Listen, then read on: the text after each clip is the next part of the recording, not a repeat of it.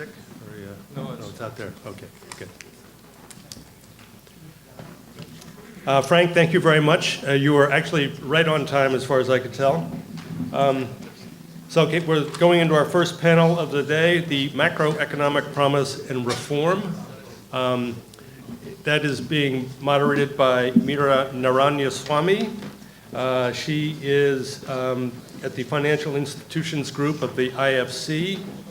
She has managed IFC investments in capital markets around the world, multiple regions. She was Asia co-lead on equity investment in insurance. She led private equity in frontier markets with many different vehicles some of which she started herself. And she has been an active champion of women's investments and a supporter and advisor to startup companies. So please welcome Meera, who will lead this next panel. And panelists, take your seats up here, I guess, right? Or is it, you want to just stay where they are? Stay where they are? Yeah, yeah.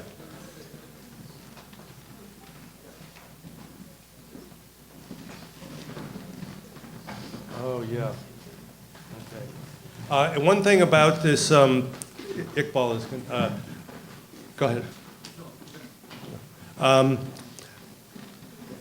The way these sessions are going to run, I believe, is that the panelists will give introductory remarks, and then we'll open it up to the floor for questions, and Meera will moderate that, right?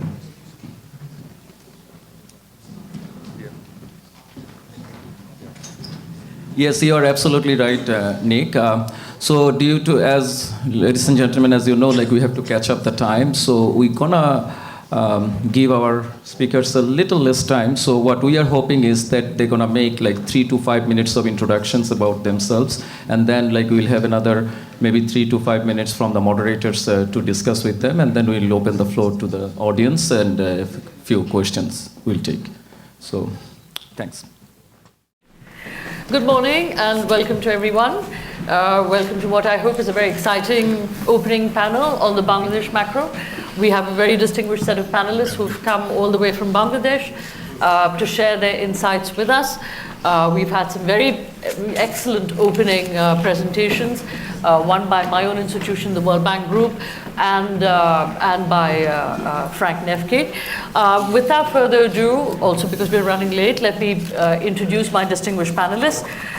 We first have Dr. Masihur Rahman, who probably needs no introduction to all of you, but he's an economic advisor to the Prime Minister since January 2009 in the rank and status of a cabinet minister, and this is the second term in that role. Dr. Rahman's represented the government of Bangladesh at the World Bank, at the Islamic Development Bank and the Asian Development Bank. He's also been the governor for the International Fund for Agricultural Development and has held many important positions in the civil service. Would you like to say a few words, Dr. Rahman? Good morning. It was a pleasure to listen to the initial presentation of the growth potentials of Bangladesh. If you look to the development of Bangladesh the last couple of years, it has been unusually stable macroeconomically, and the growth has been very steady and accelerating. Very few countries have that kind of experience of growth without any major shocks, any major volatility. I guess the reasons for that were a steady growth of domestic demand, capacity of production for domestic demand as well as for export, and we did focus on export. The third was spread of education. We focused on primary literacy and the focus on literacy of women, and increasingly the women also was coming into paid occupations. The garment industry did unlock the potential for women to get into that process. The reference to this, I guess that story was prepared by the World Bank sometimes in the late 80s. It might have been published now. And incidentally, Nurul Qadir Khan, who is the pioneer, was a former civil servant. But that's strange because we normally think that the civil servants are a kind of a stereotype, not imaginative. Not good at running businesses. Yeah, and if you ask them to do something, they are the last person to encourage growth. But here was a civil servant who did it. But in addition to what data have been presented by Mr. Nefke, there were one or two important financial innovations that was introduced. One was what we call back-to-back LC. So we started at a time when there was not adequate foreign currency. So the fellow who invested in Bangladesh in garments, relocated from Taiwan mostly, then Korea came in, provided also the financial needs and the materials for production of garments, and he bought it back. So this back-to-back LC, which did not put pressure on the immediately available foreign currency in Bangladesh, was one of the major innovations. As they said, that new industries were set up by graduates of Desh garments. Now coming back to Bangladesh prospect, I guess I have a partisan interest to say that, okay, it will grow. It will grow because we have a strong foreign currency reserve. We have a very strong domestic savings history. We have a strong remittance history. The remittance may be a little shaky, but I do not think that it will reach a level of volatility where the major shocks will be caused to the country. The labor force as of now is capable of doing simple manufacturing things, mostly assembly, but as they start with assembly, they progress to higher levels of manufacturing and production.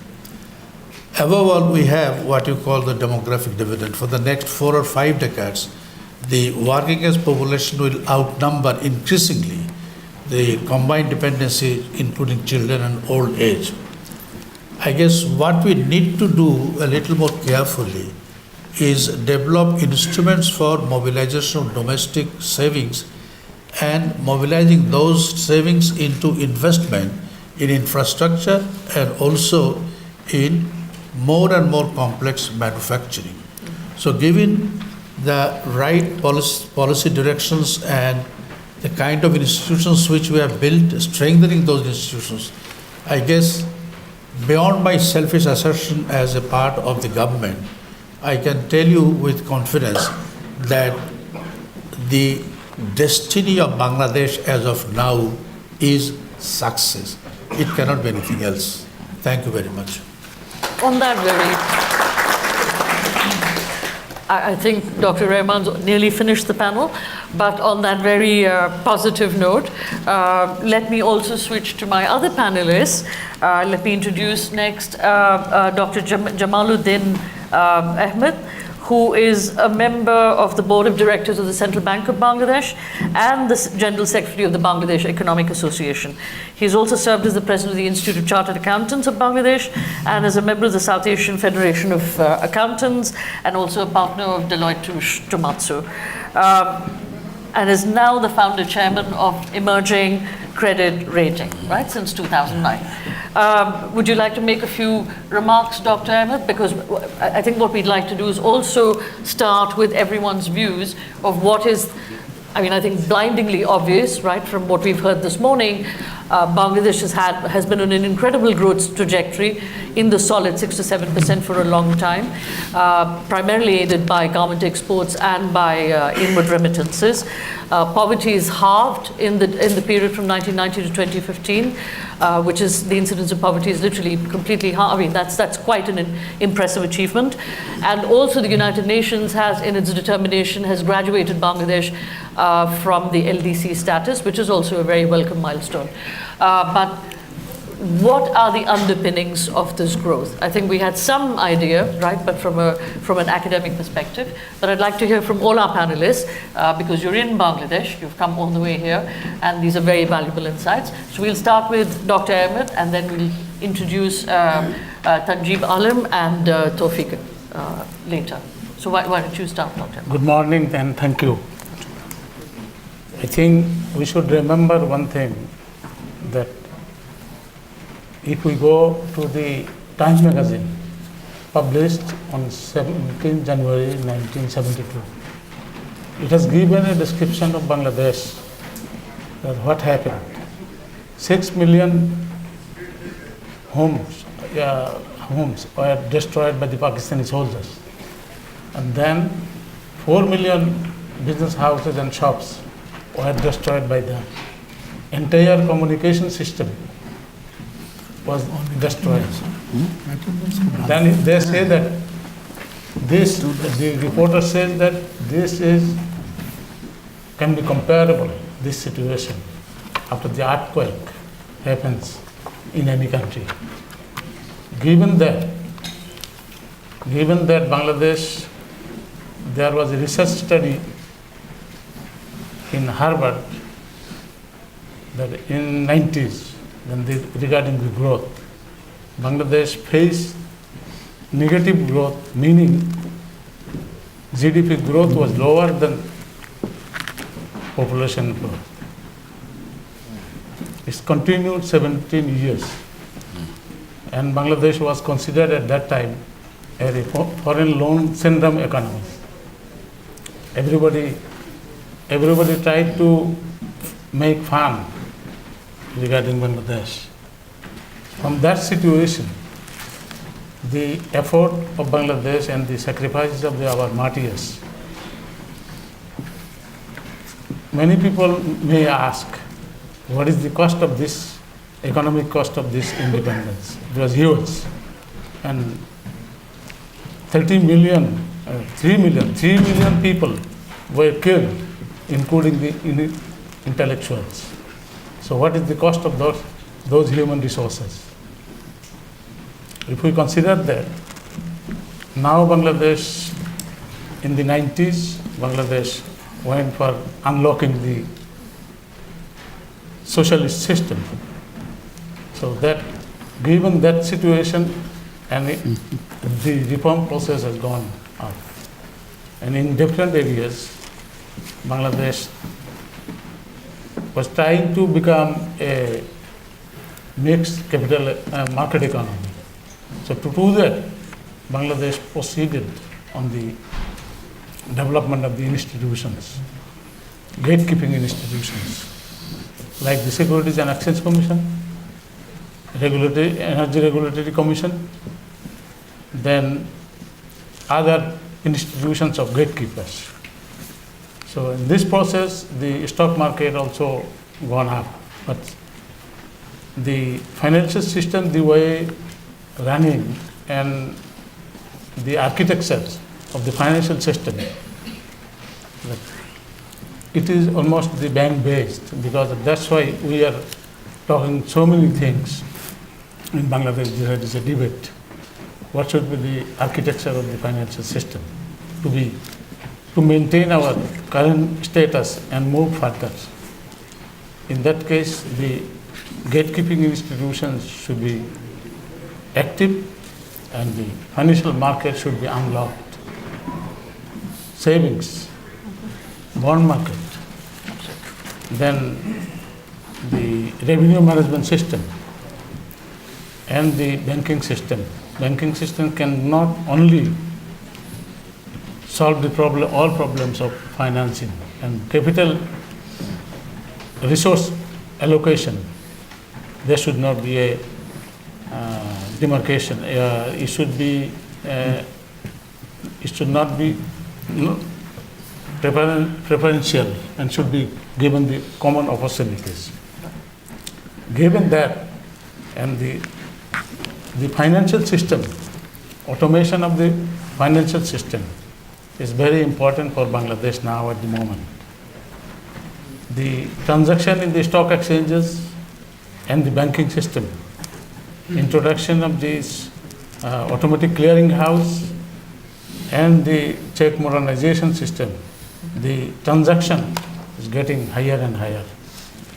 And there is another one, the mobile banking, that is changing the scenario of financial architecture in Bangladesh, because now from different parts of the country you can make the transactions faster, reliable and secure. So if this thing goes on, I think Bangladesh has got a huge prospect. Thank you very much. Let me next introduce Tawfiq Khalidi. He's no stranger to all of you. He's a Bangladeshi journalist, a news commentator, and a media manager. Since 2006, he's been the editor-in-chief, the managing director, and a board member of the holding company Bangladesh News 24. Bangladesh's pioneering and dominant 24/7 news provider, bdnews24.com, which is also Bangladesh's preeminent English Bangla bilingual website, and perhaps the country's first internet-only national news publisher. Probably world's first. Probably Okay. world's first. Okay. But so we have the media here. We have a very strong presence from the media. And we have a lawyer who I'll come to in a minute. But what is, in your view, Tawfiq, what is your view in terms of what have been, I mean, the three most important things, let's say, in terms of the underpinnings of this incredible performance on growth? Thank you, Meera. Thank you, organizers, for giving me the opportunity. Climate scientists, apart from a very few Donald Trump supporters and probably its climate negotiators, are quite unanimous that Bangladesh, in fact, a quite large part of it will be sinking in not too distant future. It gives me a very good feeling today. In fact, we've been talking about this for the last few years, for the past many years, and more so, since I attended a climate summit in 2009 as an even observer of some sort. Today's title gives me a good feeling. We'll be talking about Bangladesh rising, not Bangladesh sinking. And it's all the more gratifying that it is a fact. It's not an empty rhetoric. In media, of course, we devote a lot of time, space to bad news for obvious reasons. Bad news sells more, better. But there are, of course, about Bangladesh, there are other stories which are not so bad. The key question raised by the organizers for this panel, how did Bangladesh attain 7% growth? My response would be very simple. Because Bangladesh had the capacity to grow, Bangladesh had the room for growth. I'm sure you remember Ireland was growing at double-digit rates at some point. So was China, because they had the capacity, they had the space to grow. So Bangladesh is going through that phase. That's number one.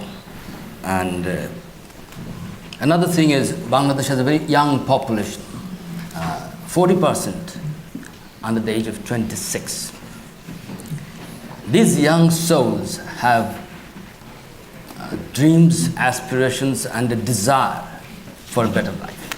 They fight for it. When we were students in the 1980s, I was a student at Dhaka University. Most of us were left-wing activists trying to change things and change society, all pursuing all sorts of socialistic ideals.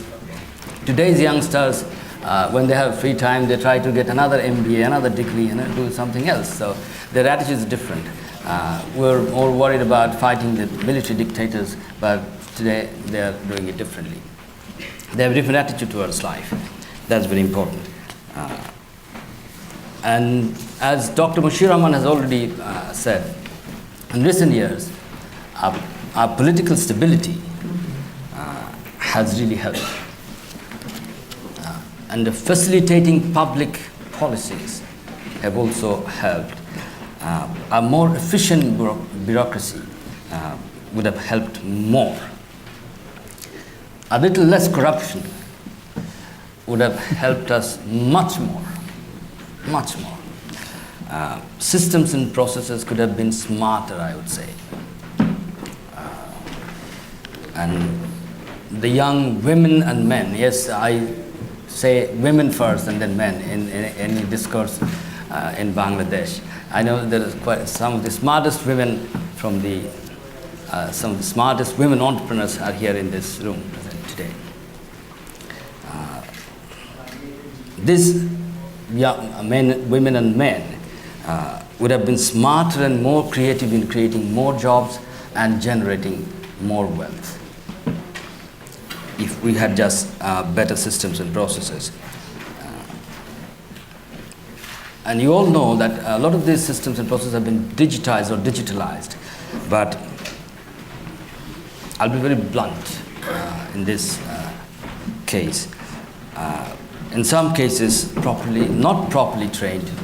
In some cases, very insensitive, slow-moving bureaucracy dampens the spirit.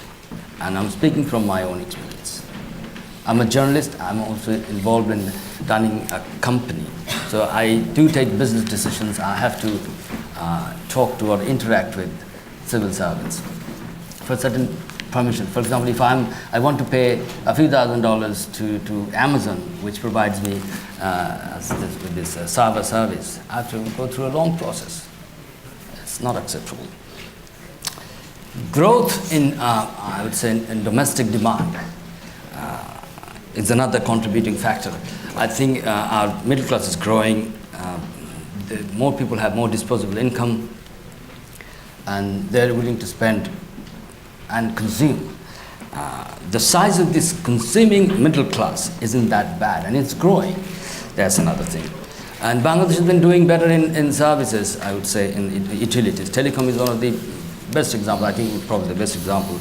Roads are getting slightly better, not at a very good speed. It should have been faster, quicker. Congestion-free roads would have been a lot better. We haven't learned how to manage our traffic even in our capital. That's a fact. But there's one area, as Dr. Ahmed has mentioned, that we've done very well. We are probably the world leader, mobile money, and very recently. And this is also backed by a robust telecom industry, and very recently Bikash, the pioneer, tied up with Alibaba and attracted quite a bit of investment and did, I would say, giving a huge boost to our brand Bangladesh. And another aspect has been quite some time that politicians in Bangladesh have realized that it's not the job of the bureaucrats to run businesses. Although, Nurul Qadir is an exception, and there are quite a few exceptions sitting in this particular room, but they are exceptions, I would say again. The civil servants are not equipped to deal with businesses. So we were losing money. The ownership of many state-owned companies changed hands, and that process of changing hands wasn't really smooth, wasn't really proper or perfect.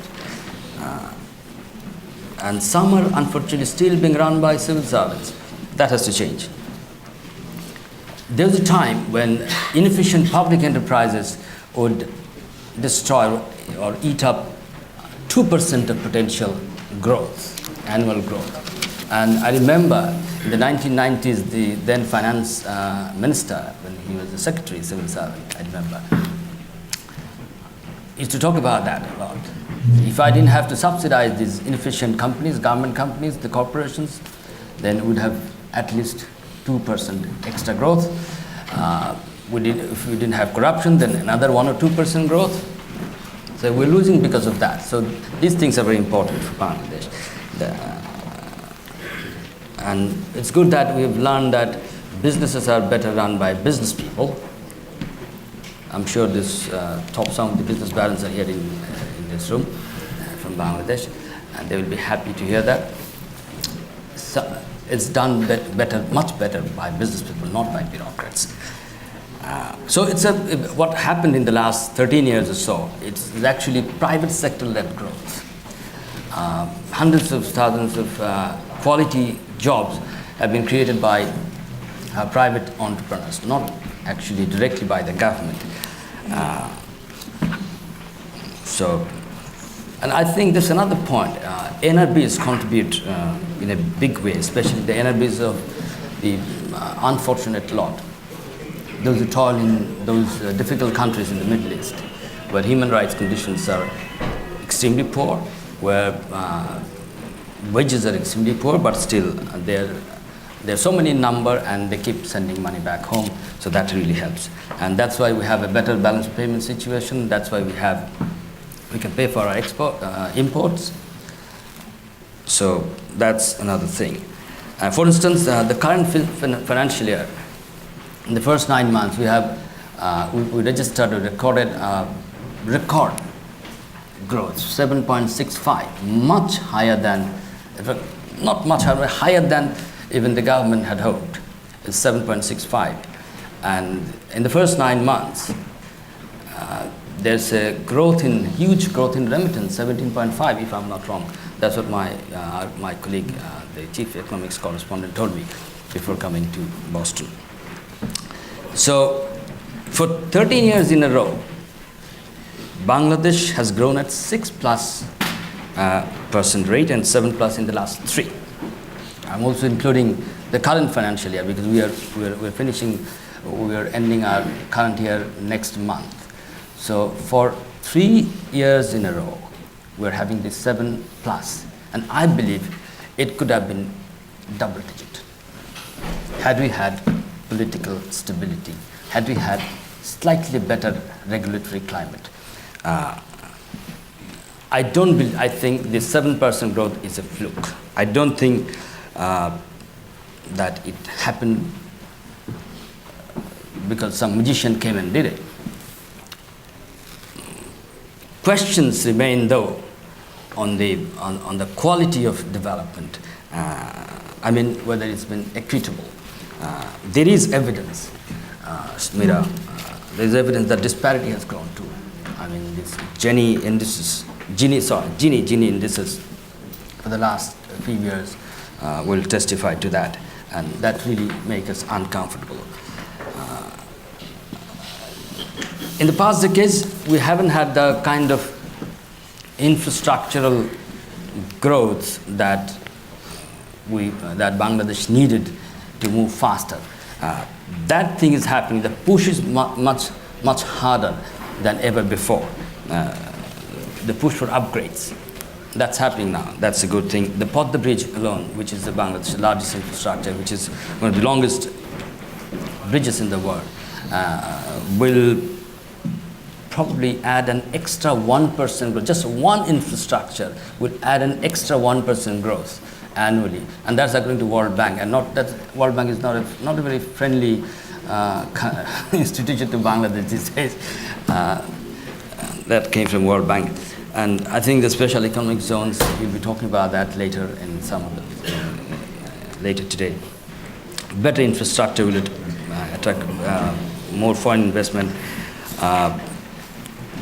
I think I should stop here for now, yes, and then. Yes. No, that's a very valuable long list of very good points. But I will take away 2 or 3 things. One, you said women. Yeah. I think it was private sector-led growth, right? If I had to say, for example, look, here is an incredible growth trajectory, right? And you've all detailed sort of the beginnings, which were very hard beginnings. But what is in it for other countries to learn? Let's say, for example, I look at countries in Africa. What can they pick up from Bangladesh's impressive growth performance? I would say I think very much it's private sector driven growth, and I'm very happy to hear it. Because the World Bank, in fact, you might have heard right now, President Kim has what is called maximizing finance for development, but is putting the private sector at the core of development. So that's very good news. 2, I hear that women, of course, are leading it, and there's women enrollment in schools. So women have been very much at the forefront of it. That's extremely encouraging as well. And I think you also said political stability. There is still some ways to go, that is true. But, as the Chinese proverb, the longest journey begins with a single step. So I think all is not lost, right? But let me now turn to the most powerful person on the panel. Tanjeeb Alam, last but not least, but who is a very, very well-known legal expert in the power sector. So he's extremely powerful, and there are very few power projects in Bangladesh, right, Tanjeeb, where you have not been involved as legal counsel. So we'd like to hear your views on what the underpinnings of growth have been, if you can sort of restrict it to sort of 3 most important things, and how much has energy, which is usually a very important driver of growth, how much has that contributed? And of course, if you want to make any comments on the rule of law.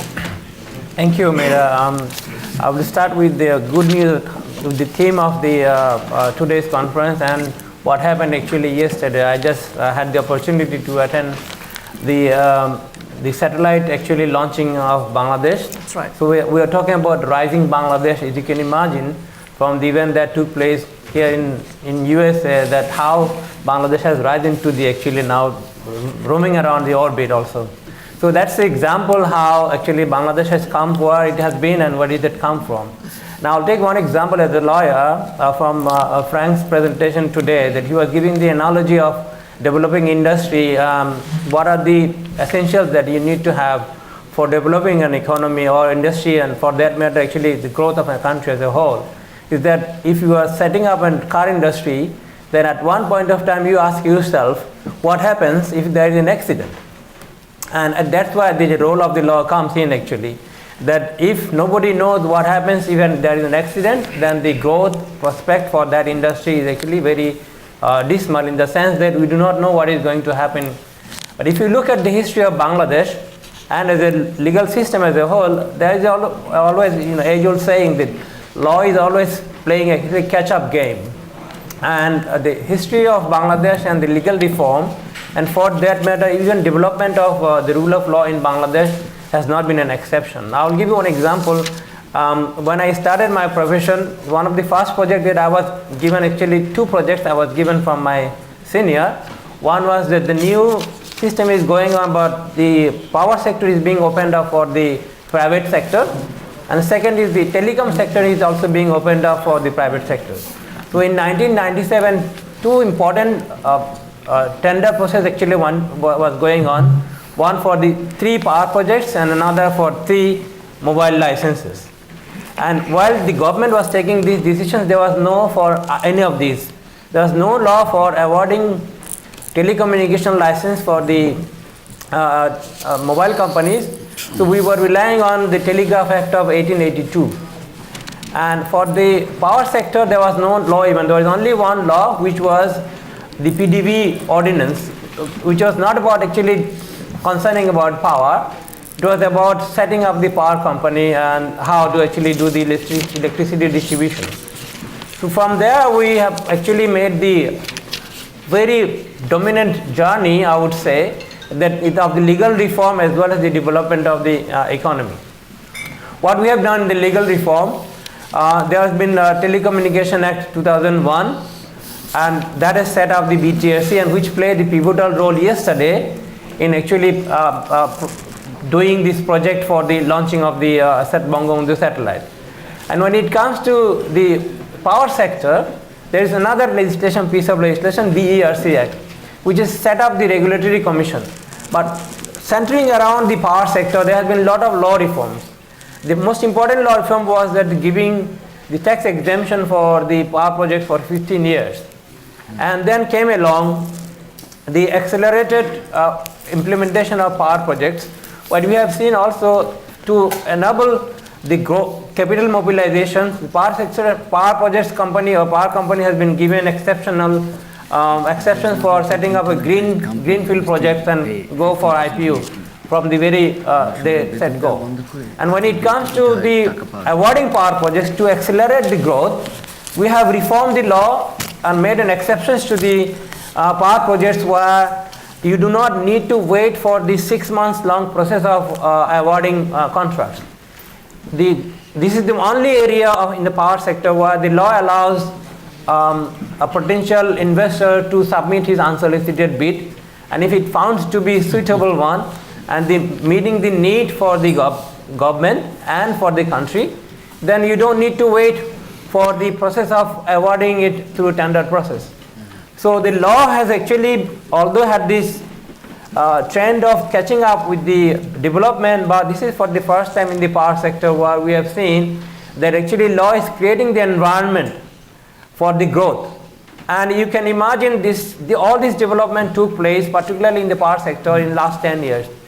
In 2009, when this government has took over, we used to say actually in a joking way that the electricity in Bangladesh, the electricity there is not called load shedding, where the electricity goes Actually, we count the days or the minutes where electricity comes. So from that point of view, that we have now created a power generation capacity, we are on projecting in reaching to the milestone of 30,000 megawatt in actually 2 to 3 years now. So all these happened during last 10 years. I mean, it itself is actually a success story. We will hear a lot more about the power projects and from luminaries of power projects here, or the pioneers of power projects are here.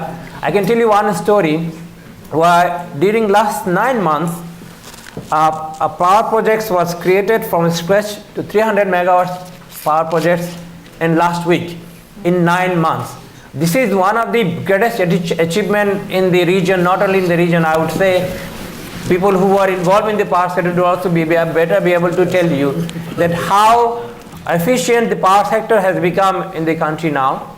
And similar to that power sector, we are also catching up with the other sectors. For example, in the banking sector, in the mobile economic sector, in all these sectors, the legal reform are also taking place simultaneously.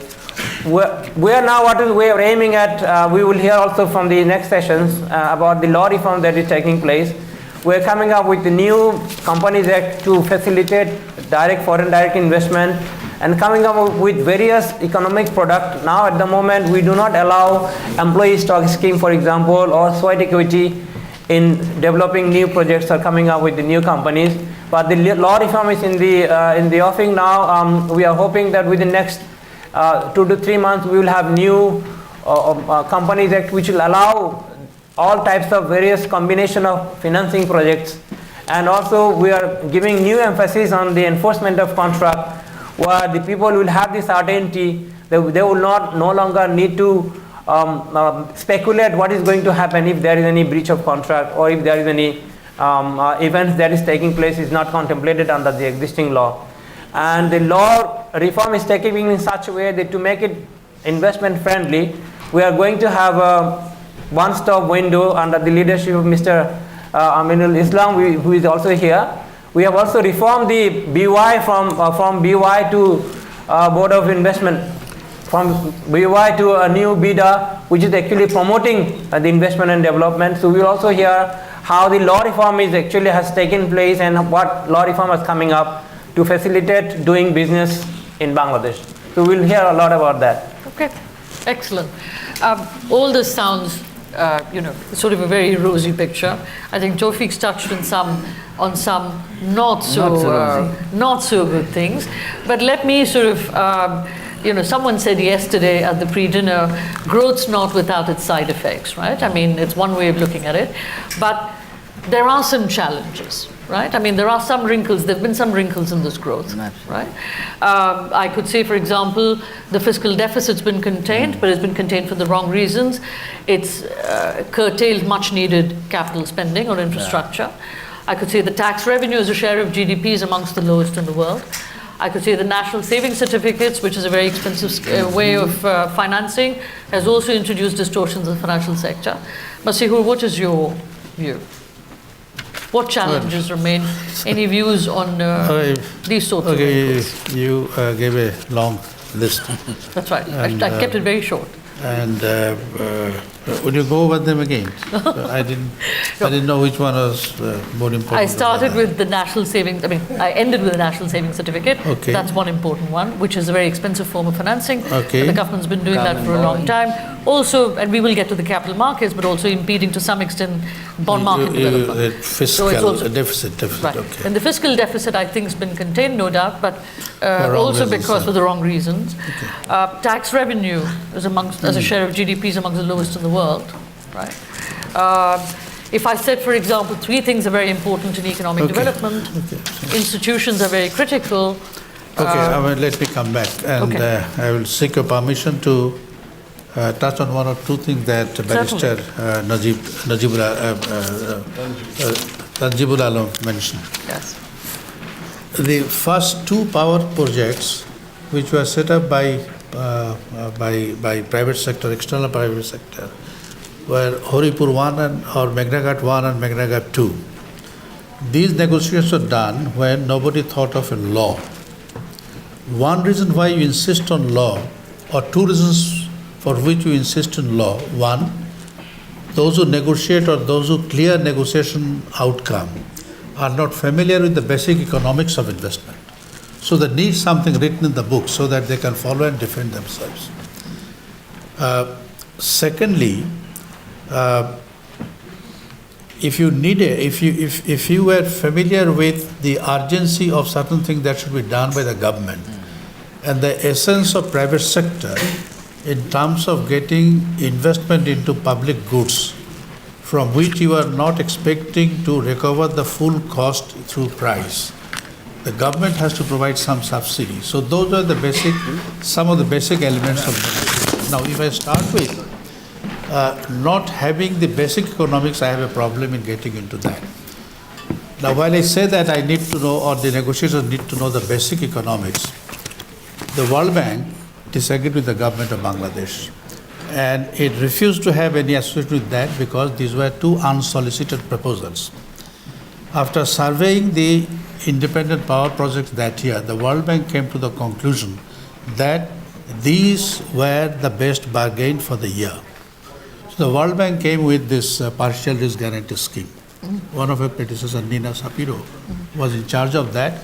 So we were the second country to get this partial risk guarantee scheme because the World Bank wanted to have some association with the best bargains of the year. So that's about how law can resolve the problem, but law is also part of the accountability system. Yeah. Now, on the bureaucracy, I do not want to defend bureaucracy, but I just want to share with you why bureaucracy acts the way it does. I have been in the world of bureaucracy, I have been in the world of non-bureaucracy. Now, I sometimes ask some of my colleagues in the bureaucracy, the secretaries, why is it taking so much time? He says that, okay, the minister wants to know, so I have to submit the file to the minister. I said, when I was a secretary, this was disposed of by a joint secretary. Even I did, as secretary, didn't know what was happening. But then, no, the secretary, the prime minister, the finance minister wants to know, the minister wants to know. The public representatives and the people in the business organization, they have easier access to the ministers. They should. Now, if someone has reported to the minister about something, the minister has an obligation to know and explain to the fellow why something can be done and why something should not be done. So I would say that a slightly longer time that they take now is part of the responsibility and the power given to the people and the part of the accountability process. So we have to live with that, the changed environment. As to your major questions, one is deficit expenditure. Now, if you look at the resources which could finance deficit without necessarily adding to inflation, one is more efficient use of the aid pipeline. We have about 22, 24 billion of aid pipeline. We use about 4 or 4.5 billion a year. If we could double that, and our deficit financed by aid is 1.2, 1.4. So if you could double that, we could get 2.8 without having any impact on the financial resources. Secondly, domestically we finance about 3% of the deficit. So if we could efficiently use the aid and the external resources that are accessible to us, we could raise deficit a little higher without having any pressure on prices because these are financed from outside.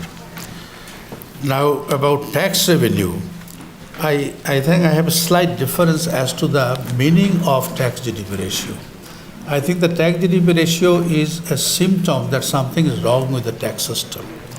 And we cannot raise the tax GDP just by saying or just by imposing a higher rate. One has to look at the basic rationale of tax system. It should not disturb the production. It should not impact negatively production. You raise the major part of your revenues from an expanding economy. So tax should not constrain the growth of the economy. The second aspect is the tax rate system. If you have wide dispersion, then the user does not know how much tax he will ultimately pay, and the tax collector does not know how much he has to collect. So there's an uncertainty if you have wide dispersion of roads. So I guess rates. I guess one of the major steps towards tax reform or improving tax system is to reduce the dispersal of rates. Compression is one of the things that we should achieve. Secondly, we have a wide variation across sectors for income tax. Someone is paying, say, 30%, someone is paying 40%. So the tax differential itself can account for their profit. They may not be making actual profit. So I guess we have to bring it down to some uniform rate. Having done that, if there is a social reason to help somebody, there should be an explicit support to him. But now, for various reasons, we pay a cash incentive separately, we pay some tax relief separately, we allow credit rate, interest rate relief separately, we allow rescheduling of bank debt sometimes. So by granting all of these advantages separately, we might be ending up paying more without considering whether we are supporting an efficient industry, an industry which has a potential, or we are just seeing the immediate performance and trying to help him out of that situation. So I guess we need a deeper look at the tax system itself. Not only the tax on products, but also tax on income, tax on services, value-added taxes, etc. Government savings certificate. I have lived long and worked long with the government after my retirement. So after retirement, I had to live on my investment, and all my investment was in savings certificates. I characterize savings certificate as self-financed social security post-retirement by people who are risk-averse. It's a small savings scheme supported by the government.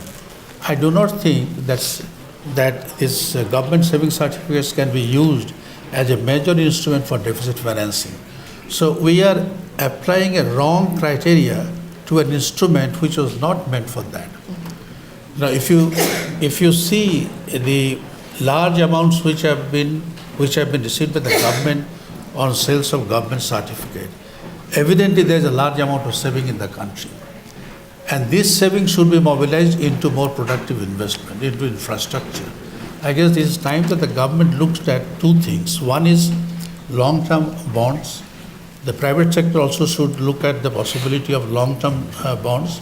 For small savers, there ought to be separate schemes, which is basically to allow them to buy their security post-retirement when they are not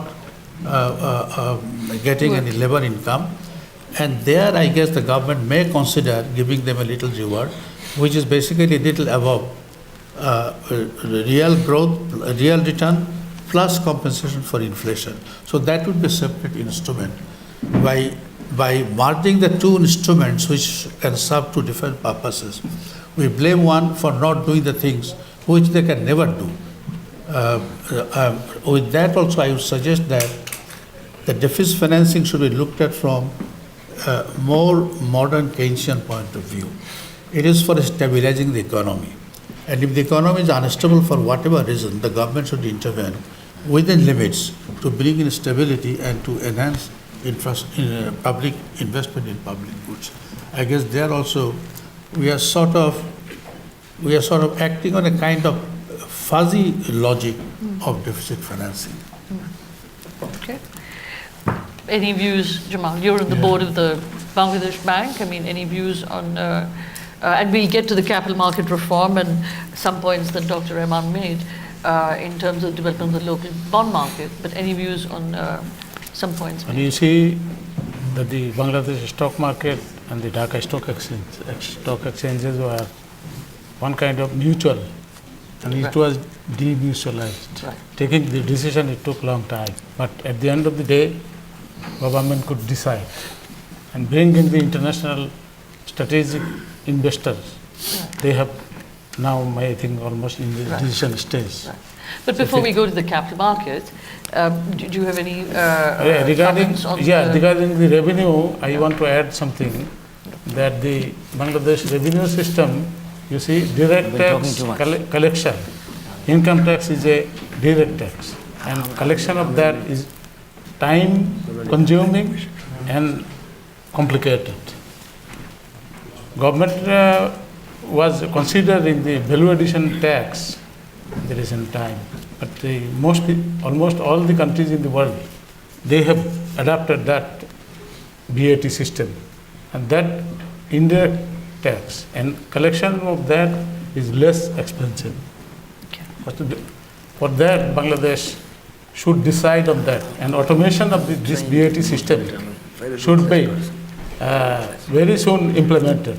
Otherwise, the way country needs money to finance the development expenditure, that VAT can contribute in an easier way.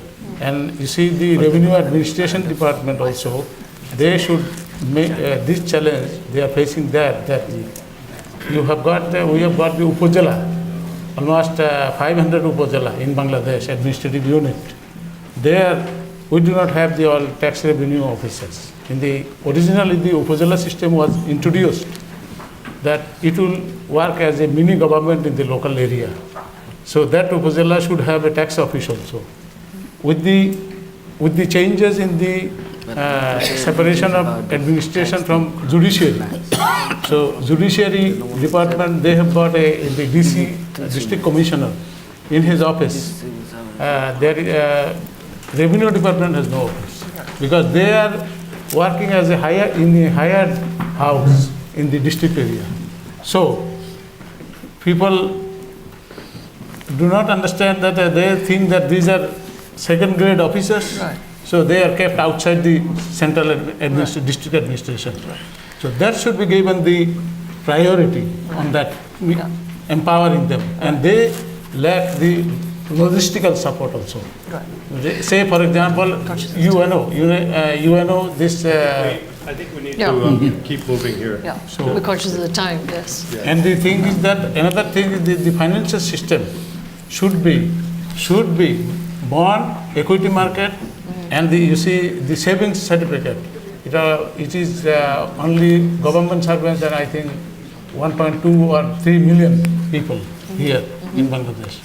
So for them, we are considering this very important. But this should be interest rate should be down from that also. Right. Thank you. I think we have to wrap this up and move on to The next session. I'm sorry. Let's thank our distinguished panelists for their valuable views. This was very, everyone has a lot of views, that is true. We could have talked a little bit more on banking and capital market reform, but I think it's, you all are on the ground, you're in the field, you have, it's extremely insightful for us to listen to it. I hope this is useful for all of you, and we're conscious of the time, and Nick's trying to catch up. So let's give a round of applause to our distinguished panelists. And you can have Q&A, I guess, at lunchtime or whenever you meet them. Yeah, I think we don't have time for that now. Yeah. We were going to move, that's a good setup.